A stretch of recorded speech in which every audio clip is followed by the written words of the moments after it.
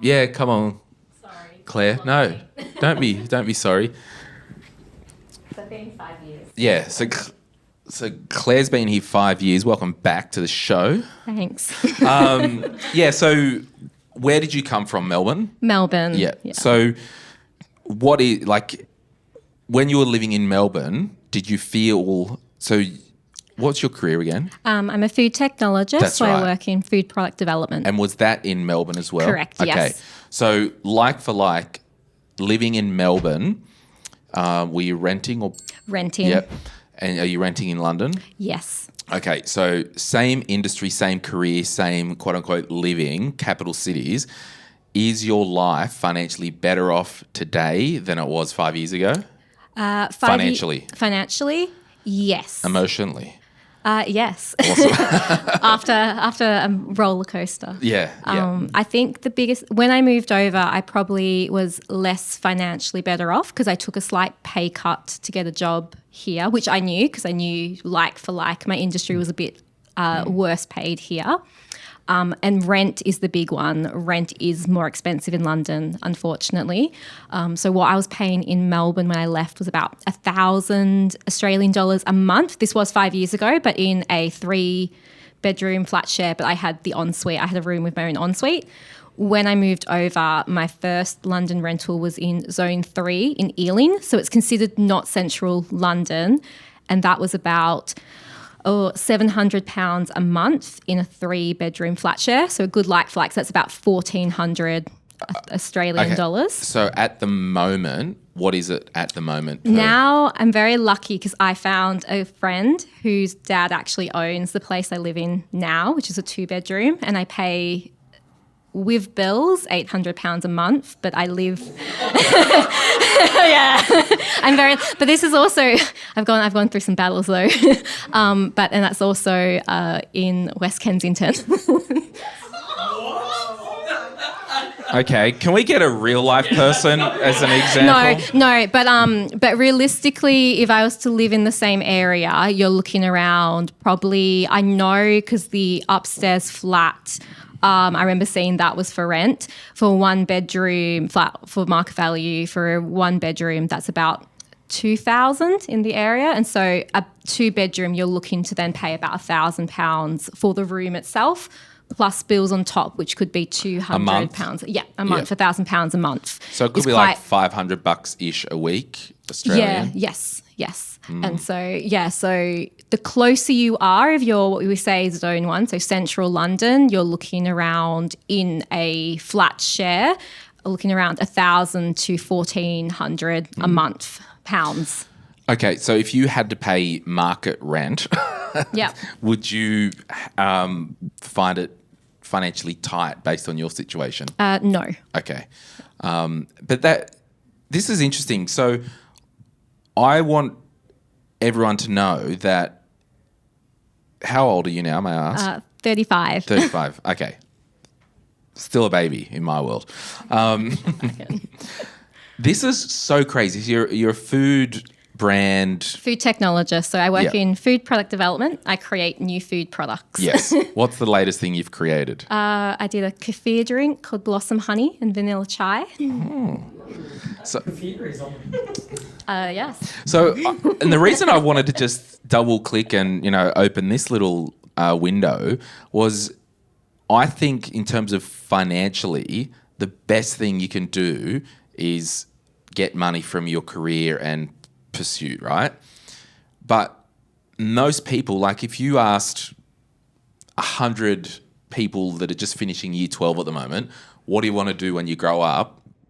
There's probably, I don't know, half the room, the jobs that we are doing at the moment isn't on that token list of I want to do this when I grow up. Was what you're doing now what you did wanted to do growing up, or did you not know it existed? Yeah, I'm quite proud, I guess, of my career progression because when I graduated, I actually had a gap year because I had no clue. I started a double degree in a Bachelor of Arts and Bachelor of Science because I still had no clue. Yeah. Then halfway through that, because that was a 4-year degree, I actually kind of realised I've always liked food And some people say, like, oh, chef or nutrition. And I actually did placement when I was in high school with a dietitian. I was like, no, I do not want to do this. And then I think in the back of my mind, having that time in between finishing high school and then having a gap year and traveling, starting one degree, I kind of had this moment where I thought of different courses I got exposed to, and I kept leaning back to this Bachelor of Food Science that was at Deakin University in Melbourne. And then they had a work placement unit, part of that degree. And I remember thinking, I have nothing to lose. And I felt really old when I was 21, changing my degrees. I wish I could go back and shake myself. And I transferred, and then everything kind of fell into place where I realised, yes, actually I have this passion. I actually enjoy what I do. And it's had its ups and downs, but I actually credit the This Is Work podcast because I think I mentioned previously I went through work burnout when I moved over. So I moved over and worked with a very big energy drink company, ironically, which was very high growth. And I kind of learnt my value through that because I was getting paid a little bit less than what I was in Australia. And I hit a point where I was like, I could actually earn more being back home than here. And then that made me reevaluate. But then I got really good exposure, and then I kind of learned how to negotiate. And so 2 other roles later now, I've definitely progressed my career way quicker than I would have if I had stayed in Australia. Yeah, and I think that's the point. If you want to go overseas for the experience, you're doing it for that. You might come up here and pour beers and flat share and all that and live life. Awesome. If you want to be strategic, work on your career, I mean, just go out and do something. So. And I also just wanted to say, I feel like if you want to progress your career, you need time here, like a long time. You can't do that in the 2-3 years. Correct. Because you need to like get the local experience, and they need to like actually acknowledge that for you to be able to get like. Yeah, and you'd probably have to, put the vibe on that I'm here to stay, quote unquote. And I think that's why my situation is unique, because I kind of got myself together when I was like 29, because I knew I wanted to live and work abroad. And I knew I'd have a better chance if I had a little bit of industry experience in Australia. Sarah made a really good point that the industry here is quite siloed in a way that they do lock you in. So even if you need to pivot your CV to target different types of roles you want, but it also worked in my industry that because in Australia you're a generalist and I had done everything, that actually has made me quite valuable in the long term in the roles I've been given now, because I have very wide experience, which most people in the UK never get in the same industries that I work in. And I did move over knowing I'd be here for at least 5 years. I was very fortunate to move over on a passport, so I knew I wouldn't have visa concerns. But it's a really good point that if you are probably going to be here on a working holiday visa, have a different plan, or if you can find sponsorship, that does change things as well, but then you will be locked into that company potentially as well for several years. Yeah, awesome.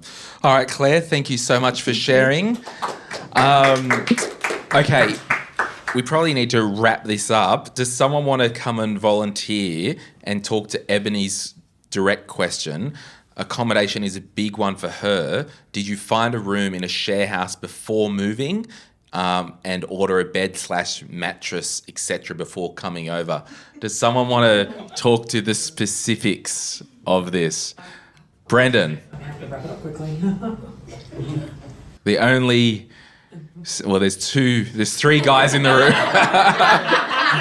And it's so weird. I just thought, over 70% of our listeners are women, so we've had Shane on, and now 100% of the men have been on the podcast. G'day. Good to be the diversity. That's right. You're the diversity ticket. So how long have you been here? Been here for just over 18 months. Yeah. How's it going? So far, so good. Nice. Pidge. You ran into Pidge at the football. We did. Yeah. He was on his way to watch the great Gunners. Yeah. Unfortunately, lost that day, but we don't talk about that anymore. Yeah. Yeah, he was like, oh, someone came up to me. And anyway, funny that that happened.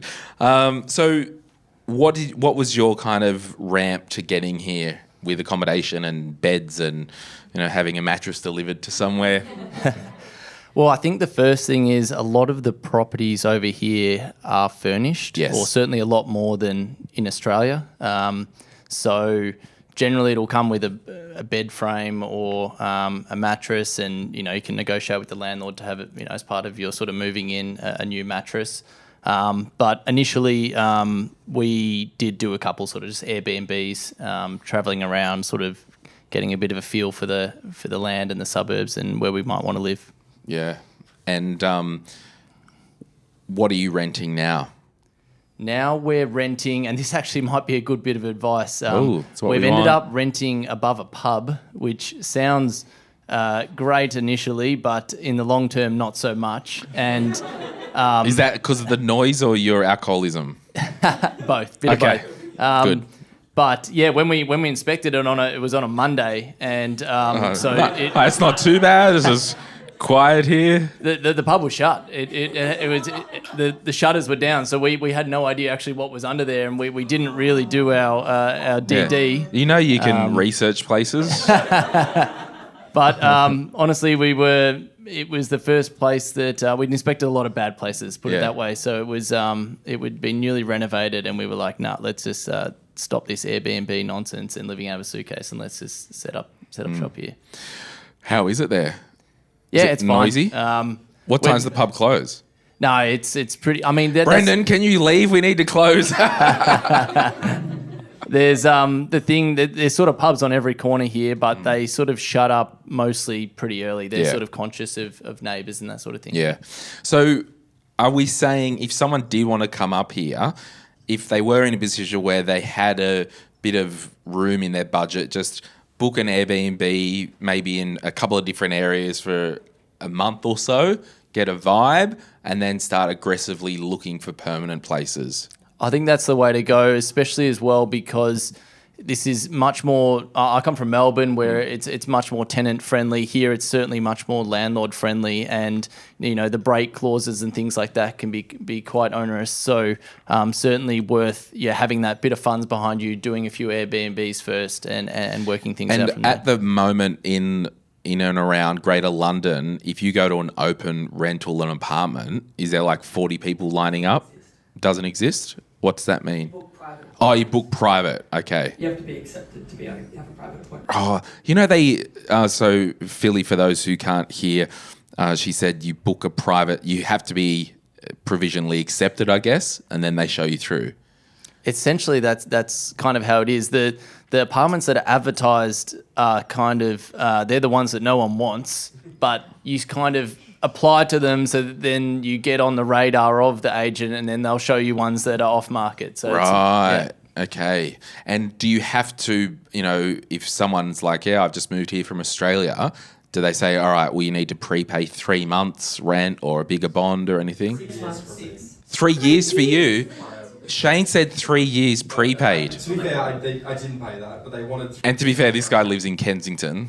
Notting Hill, but Notting Hill.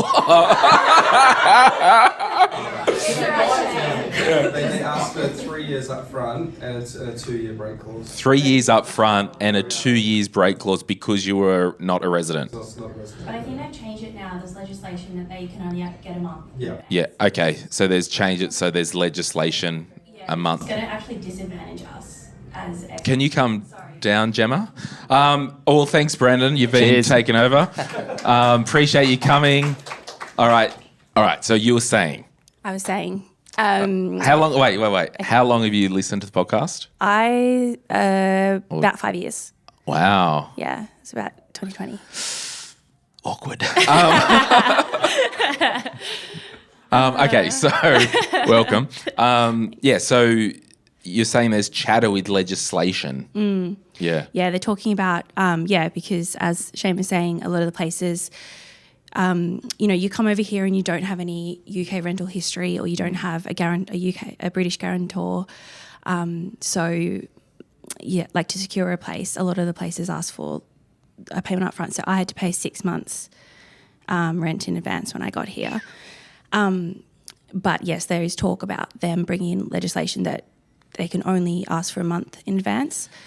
But I think everyone's like, oh, that's so great. But I don't think it is, because for us as expats, how else do we get a place if they're saying, oh, well, you don't have any rental history. I think it's just going to take longer, isn't it? More discretion and Yeah. yeah. And How it's long like the have you Wild been West. 2 years. Yeah. And what was your runway to finding accommodation?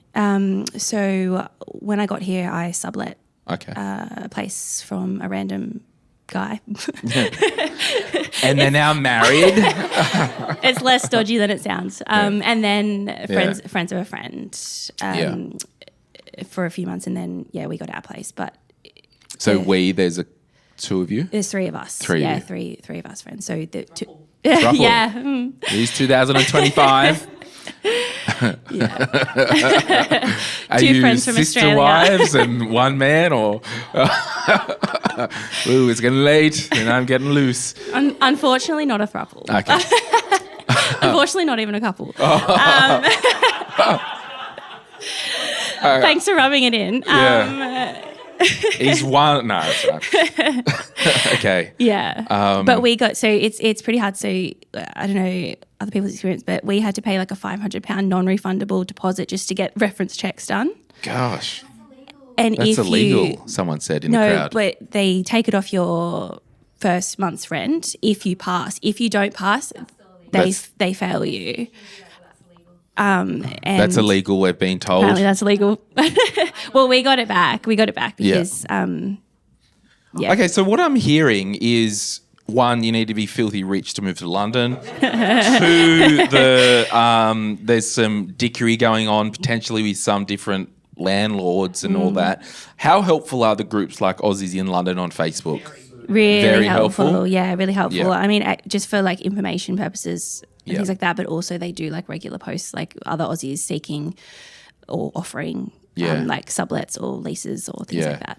Yeah. And have you felt like in London, we were talking during the break with someone, they were saying that some parts aren't safe at the moment. How has it been for you? And Han and Justine said they've both been mugged, Oh no. Well, I mean, which is not great. I have a pretty. Yeah, that's really bad. No, I don't actually feel unsafe as such, like walking the streets, but I do live in an area that's not notoriously great.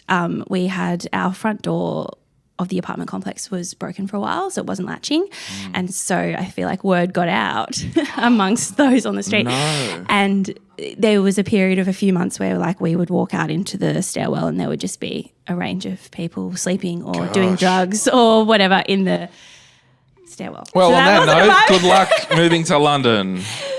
But yeah, we got that fixed quick smart. I did have to threaten some legal action and Gosh. whatnot, but yeah, we got there. Yeah. But I don't actually feel that unsafe walking on the streets. I mean, not diminishing those who've been mugged in the room. But I also feel like you probably do some subconscious behaviour. I do. Well, I have a phone strap on I like a wrist strap on my phone. Yeah. Think about I get my keys in my hand ready. But I Yeah. watch a lot of Law and Order SVU, so I feel like I've always been on alert. Yeah, I love that show. Hey, Yeah, it's I so pay good. for that. I buy the season on Apple when it comes out. It's so like $25. good. I'm like, that's like 20 episodes. That's cheap entertainment for a Yeah. lonely guy at home. Olivia Benson is my hero. Yeah.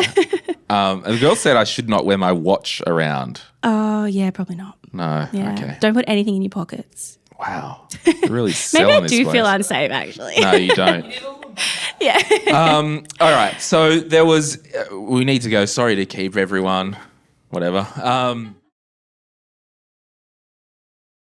Hey, it's Glenn here. Thank you so much for watching today's video. You made it to the end. Can I ask a favor? Can you hit that like button and maybe hit subscribe if you want to get notified when we release further videos just like this one, whether you watch the Money, Money, Money podcast or Retire Right. And remember, if you want to learn more about investing, I've got an investing book, The Quick Start Guide to Investing, and there's a link in the description to get your hands on a copy. Thank you so much. Bye.